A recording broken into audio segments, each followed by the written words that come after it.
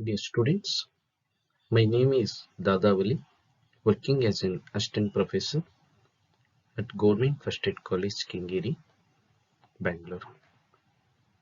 So today we will be discussing about JavaScript language.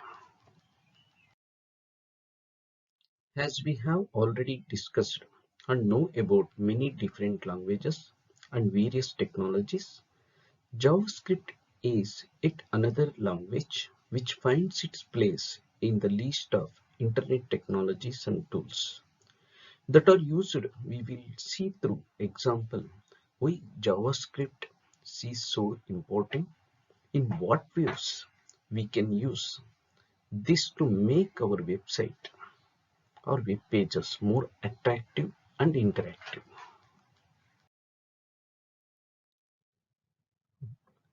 This session covers overview of JavaScript, advantages and limitations of JavaScript, comparison between JavaScript and Java, and browser and XHTML JavaScript documents, and one more, embedding JavaScript in XHTML documents.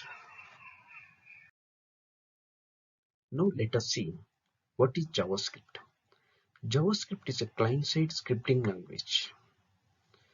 JavaScript, it runs on both client-side and server-side, but it is very popular on client-side scripting language. Client-side means the JavaScript runs on client's browser. It's the lightweight and most commonly used as the part of a web page. Lightweight means it is nothing, it is a small program which is generally very easy to learn and use. And also client-side script, this one to interact with users to make dynamic pages. And it is interpreted programming language, interpreted by browser itself with object-based capabilities. It supports object-oriented programming concept, whose concept. With JavaScript, JavaScript can enhance the dynamic and interactive features of your web page by allowing you to perform calculation at runtime, check forms, means data validations, write interactive games, and special effects, changing the colors, changing the options available in drop-down list, and much more. Customize the graphics, selections, create security password, and more.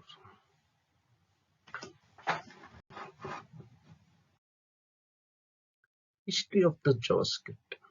JavaScript was originally developed as a live script by Netscape in the mid-1990s. Netscape is a popular browser on that time.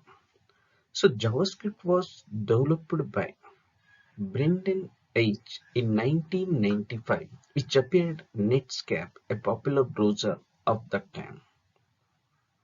It was renamed to JavaScript in 1995 and became a European Computer Manufacturer Association standards in 1997, also called as EACMA script. Now, JavaScript is standard client-side scripting language for web-based application, and it's supported by virtually all web browsers available today, such as Microsoft Edge, Google Chrome, Mozilla Firefox, Apple Safari. So many browsers available in today. Advantages of JavaScript. The merit of using JavaScript are less server interaction. You can validate user input before sending the page off to the server. This saves server traffic, which means less load on your server. So data validation on client side only. So immediate feedback to the visitors. They don't have to wait for the page reload to see if they have forgotten to enter something. So increased interactivity.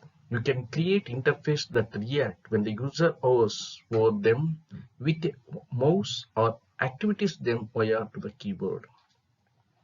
Richer interfaces. You can use JavaScript to include such items as drag and drop, components, and slides to give rich interface to your site visitors. Means event-driven programming. It supports JavaScript is event-driven programming. JavaScript recognizes when a forum button pressed, the event can have suitable JavaScript code attached, which will execute when the button pressed event occurs. Means it's an action, immediate action. It will execute the JavaScript code in browser level. So one more advantage is very important. DOM, document object model. So client-side JavaScript is embedded inside XHTML. This embedded JavaScript is used for DOM, document object model, for control over the browser by means of objects.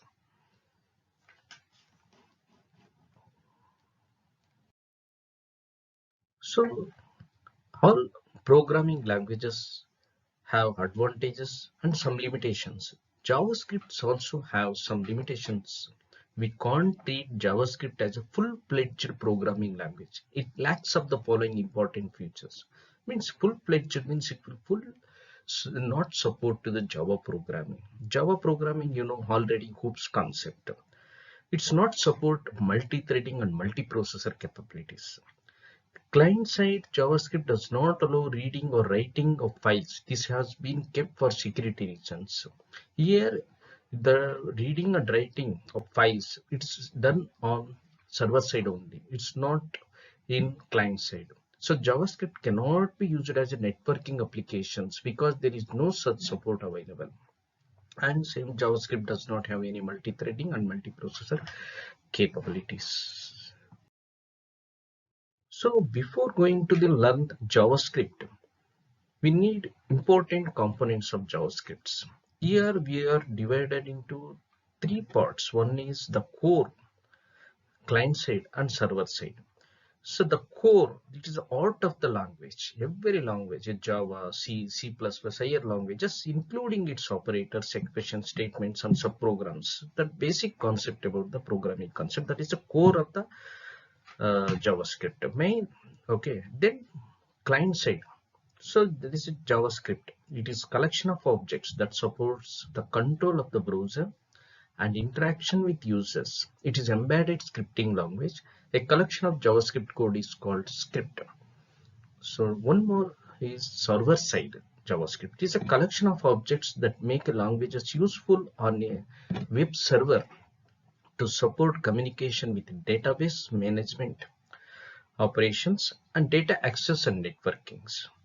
So we focus on only client-side JavaScript.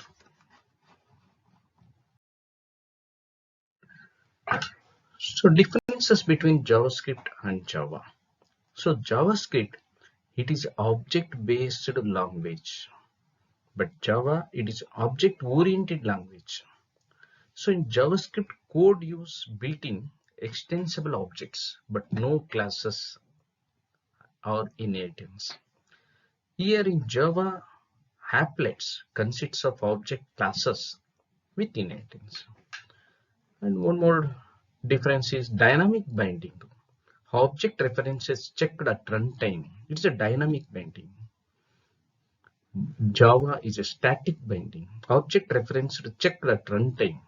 So after compilation, after you compile and interpret it, then after that it will check at runtime in Java. But it's dynamically binding object reference check at runtime.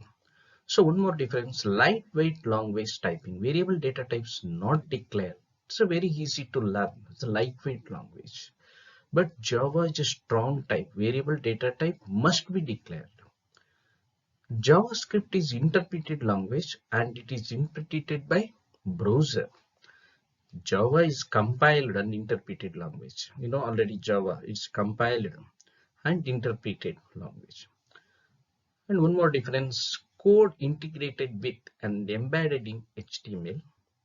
Here you can use Java applets. It's one of the important concept to run on browser using applet concept. Next, JavaScript constructor are just standard function. Here Java constructor specified function, a special function, can only be called at object creation. It's a prototype based object model. It's a class based object model.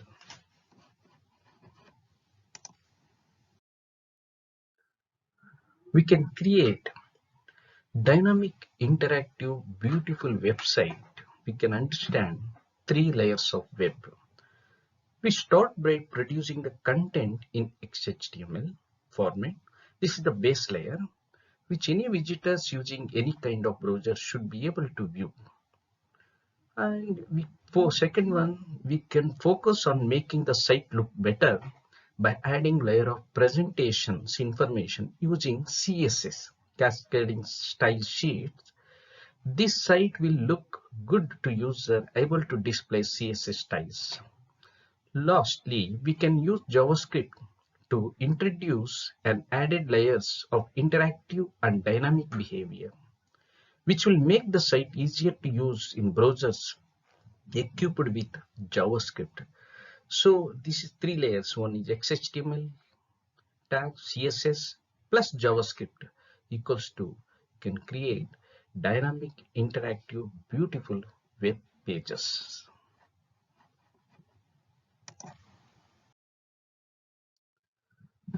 So browser and XHTML or JavaScript documents.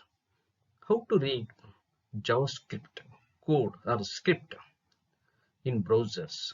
The browser reads the lines of the XHTML documents and renders its windows according to the tags, attributes, and contents it finds. So when JavaScript encountered in the document, the browser uses JavaScript interpreter to execute the script. So output from the script becomes the next markup to be rendered. When the end of the script is reached, the browser goes back to reading HTML documents and displaying its contents. So here there are two different ways to embed JavaScript in an XHTML documents. Implicit embedding and explicit embedding. So the JavaScript can be placed in its own file separate from XHTML document. This approach called implicit embedding has the advantages of hiding the script from the browser user. So next session I will explain with practically to how to execute implicit embedding and explicit embedding. But before practically you can understand definitions. So explicit embedding is the JavaScript code physically resides in XHTML documents. When JavaScript explicitly embedded, they can appear in either part of a XHTML document, the head or the body of the XHTML, depending on the purpose of the script. Means implicit embedding, you can write JavaScript in separate file with extension name is .js because this is the main advantage is hiding the script. And HTML file is separate file. Here two files is there in implicit embedding. One is HTML file, another one is JavaScript file. After that in HTML file, you can include in script tag in source file. So then after that you can execute Java implicit embedding. So next session I will explain full details about the implicit embedding and explicit embedding. So this session is completed. So you can refer some books, fundamental concepts of web development, some international author is there. And so as you follow the Bangalore University syllabus, go for web programming by Srikanth and web programming by Chaitra Ravi, web programming by Murugan K. And also you can visit some websites, JavaScript tutorials, w3school.com. So JavaScript tutorials points, Java Modern, JavaScript tutorial, JavaScript tutorial. So many websites are available in web. You can refer the JavaScript. Thank you very much. End of the 14th session. Thank you.